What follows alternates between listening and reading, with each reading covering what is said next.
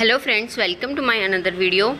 Today our topic is metamorphosis in insects. हमने 10th class से हम पढ़ते आ रहे हैं मेटामॉर्फोसिस एनिमल्स में. अब हमें इंसेक्ट में पढ़ना है, लेकिन उससे पहले मैं आपको एक बार एनिमल्स में जो हम 10th क्लास से पढ़ते आ रहे हैं मेटामॉर्फोसिस क्या होता है उसके बारे में क्विक सा रिवीजन करा देती हूँ. जैसे कि आपको ये डायग्राम में शो हो रहा है, मेटामॉर्फोसिस मींस कहाँ से स्टार्ट होता है, ये एग से स्टार्ट होता है. एग सबसे पहले फिर टेडपोल बनता है, टेडपोल डेवलप करके फ्रॉग में कन्वर्ट हो जाता है. तो जब हम टेडपोल को देखते हैं यह मछली की तरह दिखता है जिसमें गिल्स प्रेजेंट होते हैं, ठीक है. लेकिन जब वो फ्रॉग में कन्वर्ट हो जाता है तो उसमें लंग्स आ जाते हैं. अब पहले क्या था, फिन्स नहीं होते, फिर उसमें जब चेंज होगा वो, और लिम्स कन्वर्ट हो जाते हैं, ठीक है. तो ये जो प्रोसेस है एनिमल के डेवलपमेंट में, ये जो प्रोसेस है इसी सारे प्रोसेस को मेटामॉर्फोसिस बोलते हैं, ठीक है. तो अब हम इसको एंटोमोलॉजी के लेक्चर में Metamorphosis in terms of insect पढ़ेंगे, ठीक है. हमने पहले एनिमल्स के बारे में, एनिमल में कैसे मेटामॉर्फोसिस होता है उसका एक क्विक सा रिवीजन कर लिया है. अब आप आगे अब जैसे कि आपको ये मेटामॉर्फोसिस की डेफिनेशन शो हो रही है, the changes in form that occurs as an insect approaches adulthood when the immature insects and the adults have different forms. The process is called complete metamorphosis, and the worm or grub like juvenile insects are called larvae. After the last larval instar, the insect change into a pupa.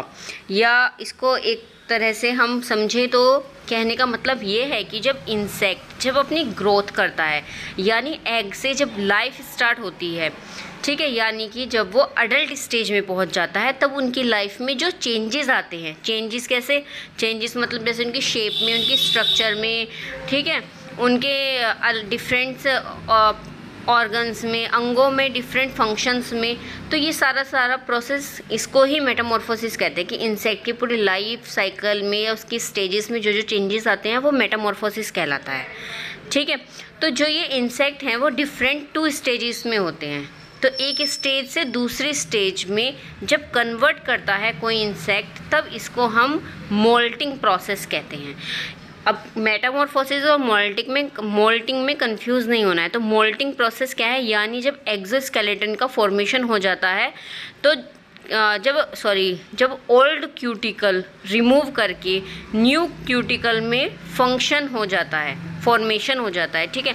तो इस चीज़ को क्या बोलते हैं, moulting. Confuse नहीं होना है. Moulting क्या होती है कि ओल्ड क्यूटिकल को रिमूव करके न्यू क्यूटिकल का फॉर्मेशन होना मोल्टिंग कहलाता है. तो मोल्टिंग या मेटामॉर्फोसिस में मोल्टिंग प्रोसेस इंसेक्ट में होना ही होना है, मोल्टिंग होती ही रहेगी, ठीक है. लेकिन मेटामॉर्फोसिस किसी इंसेक्ट्स में हो भी सकता है और नहीं भी हो सकता. समझ आया कि डिफरेंट मोल्टिंग और मेटामॉर्फोसिस में, यानी अब जो ये इंसेक्ट्स की जो मोल्टिंग है उसमें क्या, वो मोल्टिंग जो है पूरी की पूरी लाइफ में होती ही रहती है. मतलब जब तक इंसेक्ट अडल्ट स्टेज में नहीं आएगा, ठीक है, जब तक उसकी फाइनल स्टेज ना आ जाए तब तक अपने आप को वो मोल्ट करता रहता है. मतलब ओल्ड क्यूटिकल को निकाल करके न्यू क्यूटिकल का फॉर्मेशन वो करता रहता है. तो इंसेक्ट में मोल्टिंग डिफरेंट टर्म्स में होती है. जैसे किसी इंसेक्ट में 6 बार हो जाएगी, किसी में 11 बार, किसी में ज़्यादा बार भी हो सकती है. सो ये इंसेक्ट पर डिपेंड करता है कि वह मोल्टिंग कितनी बार कर रहा है. तो मेटामॉर्फोसिस में ये याद रखना है कि एग से स्टार्ट होता है मेटामॉर्फोसिस और एंड कहाँ पर होता है, जब वो अडल्ट स्टेज में पहुंच जाता है, ठीक है. तो ये तो मोल्टिंग और मेटामॉर्फोसिस में मैंने आपको डिफरेंस समझा दिया है. अब बात करते हैं, अगर हम हैचिंग की बात करें तो इंसेक्ट में 2 स्टेजेस, ठीक है, 2 स्टेजेस होती हैं हैचिंग की. एक तो जुवेनाइल और दूसरी अडल्ट स्टेज. तो जो ये जुवेनाइल है मतलब इंसेक्ट अभी हैच्ड हुआ है या एग से क्या हुआ है, हैच आउट हुआ है. तो एग से तो वो जल्दी मोल्टिंग करता रहता है. मतलब एग से तो जो इंसेक्ट है जो हैच हुआ है वो जल्दी मोल्टिंग करता रहेगा.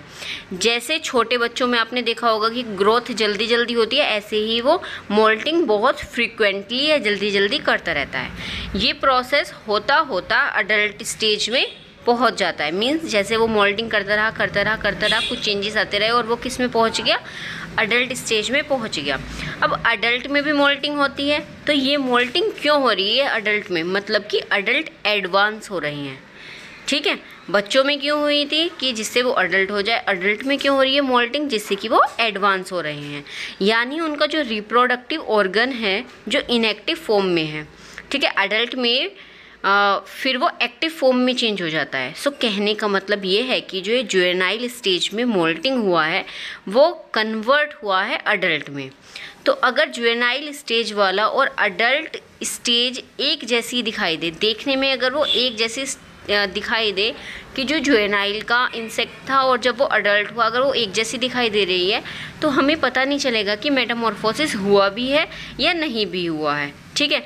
तो अगर जुवेनाइल और अडल्ट चेंज हो रहे हैं, ये थोड़े से अलग अलग डिफरेंट दिखाई दे रहे हैं, या उनकी बॉडी में शेप और स्ट्रक्चर में वो क्या है एक दूसरे से थोड़े से क्या अलग दिखाई दे रहे हैं, तो तब कह सकते हैं कि उनमें मेटामॉर्फोसिस हुआ है।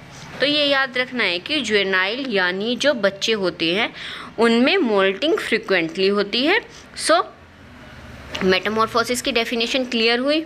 अगर हम एक टर्म में और बोले कि क्या ये पूरा का पूरे का क्या डेफिनेशन बनी कि dramatic change in the body of insect like shape, structure and function at different stages of life is called Metamorphosis. तो ये आपको क्लियर हुआ होगा कि मेटामॉर्फोसिस होता क्या है।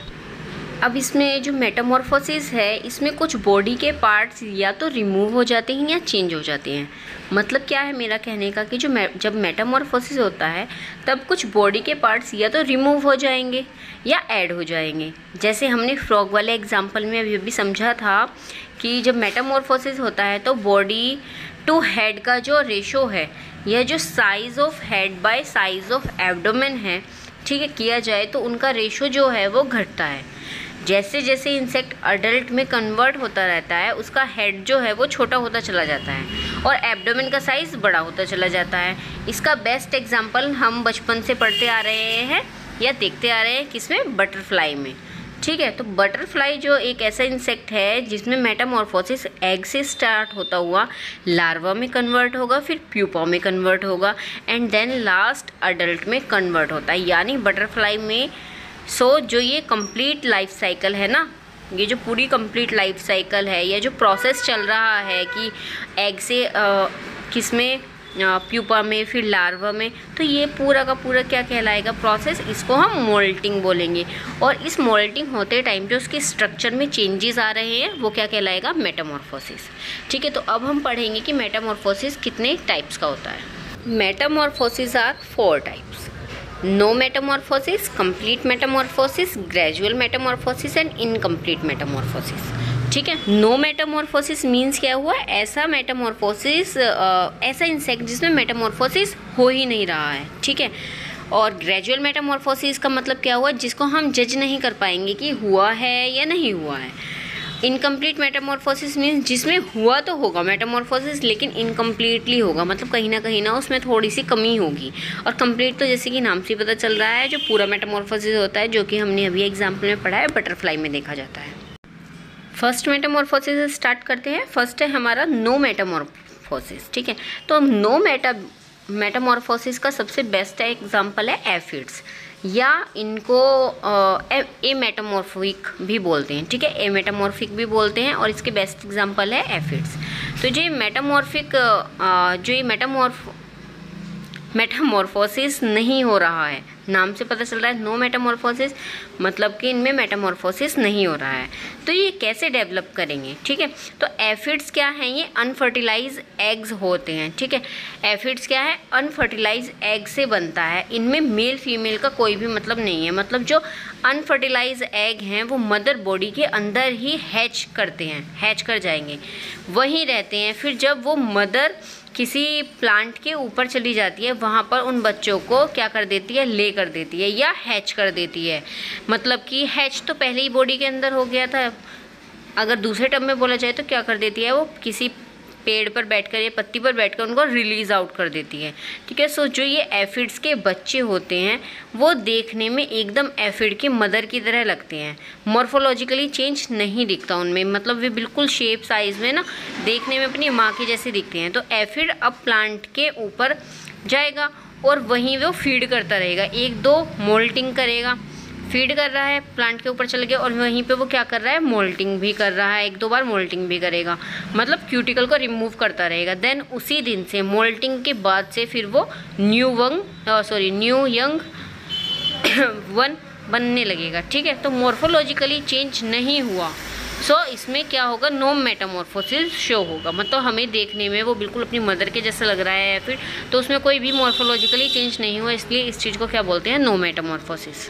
Then second, gradual metamorphosis. नाम से ही पता चल रहा है ये बहुत ग्रेजुअल होते हैं, और जो ये मेटामॉर्फोसिस है ये सिंपलेस्ट फॉर्म ऑफ मेटामॉर्फोसिस है। इसमें क्या होता है कि जो मोल्टिंग होती है इसमें जो जुवेनाइल स्टेज होती है, जुवेनाइल स्टेज जो होती है वो वे क्या हैं, बच्चे हैं, वो बहुत ही सिमिलर दिखते हैं अपने अडल्ट से, मतलब बहुत ही थोड़ा सा अंतर होता है लेकिन थोड़ा सा होता है। अभी हमने नो मेटामॉर्फोसिस में क्या पढ़ा कि बिल्कुल भी अंतर नहीं होता, और ग्रेजुअल में क्या होता है कि थोड़ा सा अंतर होता है। तो इसमें जो मेटामॉर्फोसिस हुआ है लेकिन बहुत ही कैसे कम हुआ है।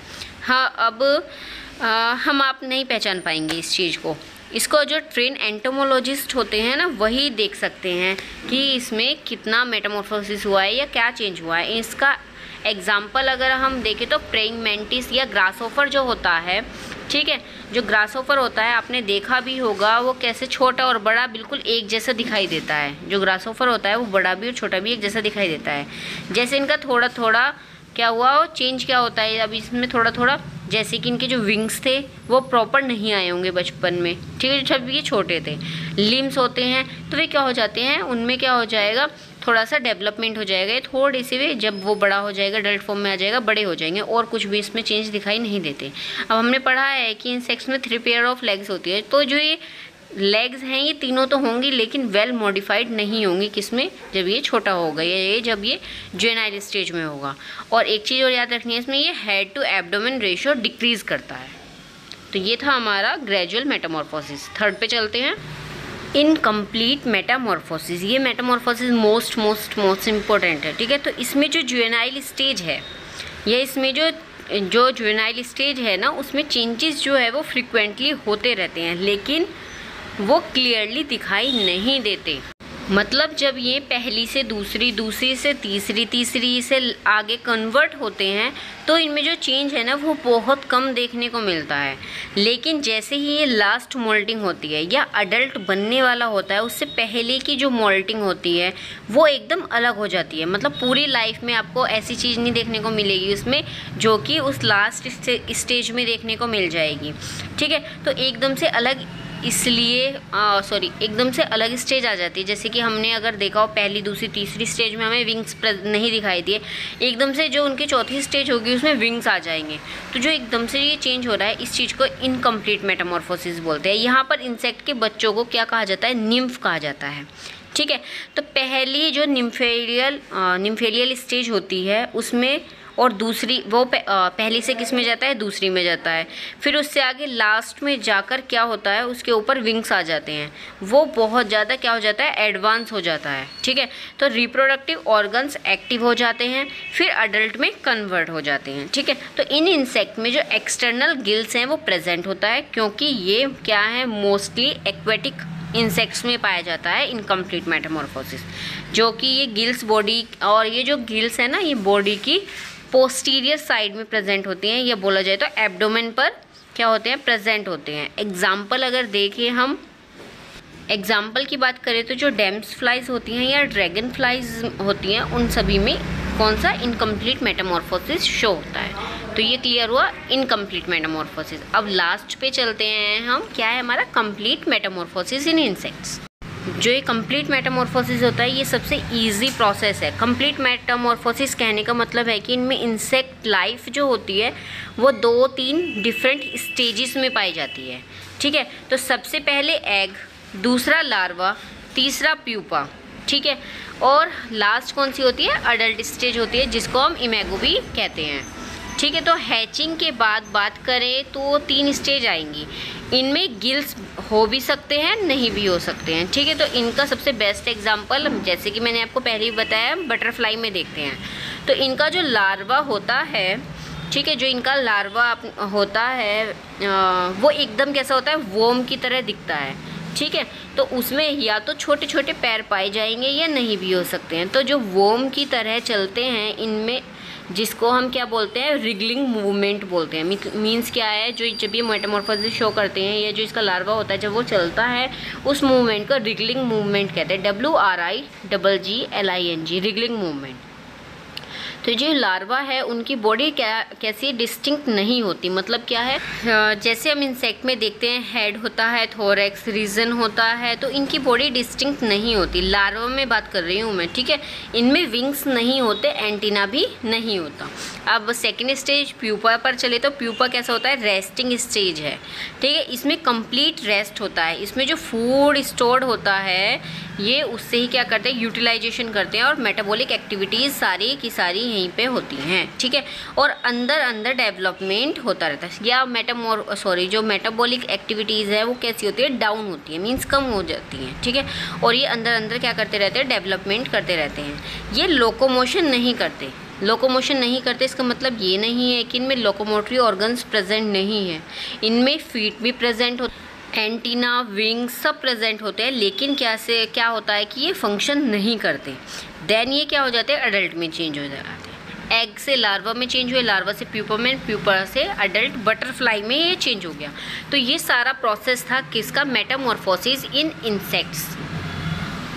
आई होप आपको समझ में आ गया होगा, ठीक है। तो अगर आपको मेरी वीडियो अच्छी लगती है तो please like, share and subscribe my channel, और जितना हो सके ज़्यादा से ज़्यादा शेयर करें, जिससे और भी ये वीडियो देख करके और बेनिफिट ले सकें। Thank you.